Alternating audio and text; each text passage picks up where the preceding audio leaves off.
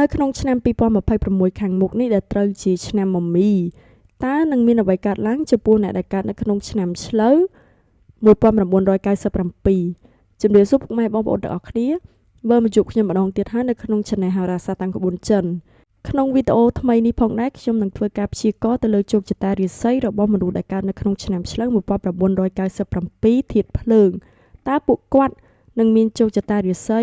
យ៉ាងម៉េចដែរហើយគាត់នឹងជួបអ្វីខ្លះនៅក្នុងឆ្នាំ2026ខាងមុខនេះដោយសារតែការទូទាយក៏ដូចជាការព្យាករណ៍របស់ខ្ញុំគឺផ្អែកទៅលើហោរាសាស្ត្រតាមក្បួនចិនហើយចំពោះខែឆ្នាំចិនគឺវាមានការដើរលឿនជាងខែឆ្នាំសកលយើងនេះពី1ខែទៅ2ខែដូច្នេះសូមអ្នកទាំងអស់គ្នាកត់ចំណាំការព្យាករណ៍ជោគជតានៅក្នុងវីដេអូនេះគឺសម្រាប់អ្នកដែលកើតចន្លោះថ្ងៃទី7ខែកុម្ភៈឆ្នាំ1997ដល់ថ្ងៃទី27ខែមករាឆ្នាំ1998ប្រសិនបើអ្នកកើតនៅមុនថ្ងៃទី7ខែកុម្ភៈ1997នោះឆ្នាំកំណើតចិនរបស់អ្នកគឺឆ្នាំជូតមិនមែនជាឆ្នាំឆ្លូវទេហើយសម្រាប់ការព្យាករណ៍នេះផងដែរគឺមានសុពលភាពសម្រាប់ឆ្នាំ2026ដែលជាឆ្នាំមមីគឺចាប់ពីថ្ងៃទី17ខែកុម្ភៈរហូតដល់ថ្ងៃទី5ខែកុម្ភៈ2027អញ្ចឹងកុំឲ្យខាតពេកបងប្អូនយូរយើងទៅធ្វើការតាមដានស្ដាប់ទាំងអស់គ្នាក្នុងឆ្នាំ2026នេះតំណាងឲ្យដំណាក់កាលផ្លាស់ប្ដូរដ៏សំខាន់សម្រាប់អ្នកដែលកើតនៅក្នុងឆ្នាំ1997នៅអាយុ29ឆ្នាំពួកគេស្ថិតនៅក្នុងដំណាក់កាលនៃការរីកចម្រើននៃអាជីពទោះបីជាមានការប៉ះទង្គិចខ្លះនៅផ្កាយថៃសួយដែលវាមិនមែនជាការឆុង 100% ដូចជាឆ្នាំជូតនោះទេប៉ុន្តែវានៅតែមានបញ្ហាផលប៉ះពាល់ខ្លះៗដែលតម្រូវឲ្យមានការប្រុងប្រយ័ត្នចំពោះបញ្ហាទំនាក់ទំនងមិត្តភាពគណៈដែលត្រូវចាប់យកឱកាសអភិវឌ្ឍនៅកន្លែងធ្វើការនិយាយជារួមទៅគឺដោយសារតែមានផ្កាយដែលធ្វើបាបអ្នកជាចម្បងគឺប៉ះពាល់ទៅដល់ទំនាក់ទំនងសង្គមរបស់អ្នកដែលអាចនាំឲ្យមានការប្រកួតប្រជែងនៅកន្លែងធ្វើការឬមួយក៏ចំនួននៅក្នុងក្រុមការងារសំណាងល្អដោយសារតែមានជំនួយពីផ្កាយសំណាងថៃយិនបើសិនបើអ្នកកើតនៅក្នុងឆ្នាំ1997ឆ្នាំឆ្លូវគឺអាចរក្សានៅអេយ៉ាបទរៀបសារសុភាពនិយាយអ្វីឲ្យវារៀបសារទន់ភ្លន់ចេះសិក្សារៀនសូត្រពន្រីកបណ្ដាញទំនាក់ទំនងយ៉ាងសកម្មនោះអ្នកនឹងមិនត្រឹមតែអាចដោះស្រាយវិបត្តិនោះបានទេថែមទាំងអាចសម្រេចបាននៅកំណើនដ៏សំខាន់នៅក្នុងវិស័យអាជីពរបស់អ្នកផងដែរចំពោះផ្នែកធនធានផ្នែកហិរញ្ញវត្ថុនិងប្រាក់កាសវិញ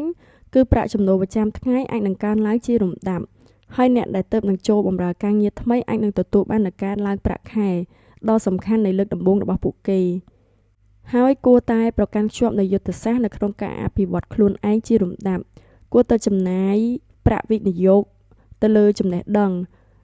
អាចចែក 30% សម្រាប់ការអភិវឌ្ឍខ្លួនឯងទៅរៀនសូត្រអីថ្មីហើយឆ្នាំនេះគឺស័ក្តិសមសម្រាប់ការរៀបចំផែនការហិរញ្ញវត្ថុរយៈពេលយូរអង្វែងជៀសវាងការចំណាយដោយចិត្តរោរាចិត្តក្តៅហើយបង្កើននូវមូលដ្ឋានគ្រឹះដ៏រឹងមាំសម្រាប់ជីវិតនៅវ័យ30សម្រាប់អាជីពវិញតើតើអាជីពការងារអ្នកដែលកើតនៅក្នុងឆ្នាំ1997ឆ្នាំឆ្លូវនេះគឺចូលដល់ដំណាក់កាលរីកចម្រើនយ៉ាងឆាប់រហ័សដែលមានឱកាសកាន់តែច្រើននៅក្នុងការបង្ហាញអំពីសមត្ថភាពពាក់កណ្ដាលឆ្នាំដំបូងគឺអាចនឹងមានការផ្លាស់ប្ដូរមុខតំណែងឬមួយក៏បញ្ហាប្រឈមនៅក្នុងគម្រោងការងារដែលជាឱកាសដ៏មានតម្លៃសម្រាប់ប្រមូលនូវបទពិសោធន៍អ្នកគួរតែរក្សានូវគំនិតច្នៃប្រឌិតហើយរៀនបើកចំហហើយរៀនសូត្រនូវជំនាញនៅថ្មីយ៉ាងសកម្មអាចនាំមកនូវភាពសំខាន់នៅពាក់កណ្ដាលឆ្នាំក្រោយរបស់អ្នកនៅក្នុងការអភិវឌ្ឍជំនាញអាជីពរបស់ខ្លួនតាក់ទងទៅនឹងស្នេហាក៏ដូចជាទំនាក់ទំនងប្តីប្រពន្ធឬមួយក៏គូស្នេហ៍នៅក្នុងឆ្នាំ2026សម្រាប់អ្នកដែលកើតនៅក្នុងឆ្នាំ1997វិញគឺជីវិតស្នេហារបស់អ្នកគឺត្រូវការយកចិត្តទុកដាក់បន្ថែមគូស្នេហ៍គួរតែពង្រីកនៅការទំនាក់ទំនងគ្នារៀបចំផែនការអនាគតរួមគ្នាសម្រាប់អ្នកដែលនៅលីវគឺអាចជួបនឹងដៃគូដែលសមស្របតាមរយៈកន្លែងធ្វើការឬមួយក៏ឱកាសបន្តការសិក្សានៅក្នុងទំនាក់ទំនងសង្គមការរក្សាព្រំដែនឲ្យបានសមស្របគឺសារៈសំខាន់ណាស់សម្រាប់អ្នកដើម្បីជៀសវាងនៅការយល់ច្រឡំដែលអាចកើតឡើងដោយសារតែការនិយាយត្រង់ពេកចំពោះសុខភាពវិញគឺសុខភាពទូទៅរបស់អ្នកដែលកើតនៅក្នុងឆ្នាំឆ្លូវ1997គឺចំពោះឆ្នាំថ្មីគឺស្ថិតនៅក្នុងស្ថានភាពល្អប៉ុន្តែគួរតែប្រុងប្រយ័ត្នចំពោះបញ្ហាដំណេកដែលបណ្ដាលមកពីសម្ពាធការងារគួររក្សានូវការហាត់ប្រាណស្រាលយ៉ាងហោចណាស់3ដងក្នុងមួយសប្តាហ៍ដែលផ្ដោតទៅលើ ការថែរក្សាឆ្អឹងកនិងការទទួលទានអាហារបានទៀងទាត់សម្រាប់អ្នកដែលកើតនៅក្នុង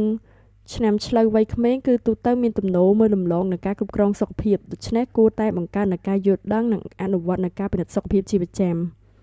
សង្ខេបមកវិញមកគឺសម្រាប់អ្នកដែលកើតនៅក្នុងឆ្នាំ1997ក្នុងឆ្នាំ2026នេះគឺជាឆ្នាំសម្រាប់ពង្រឹងនូវមូលដ្ឋាននិងប្រមូលកម្លាំងដើម្បីឈានទៅមុខ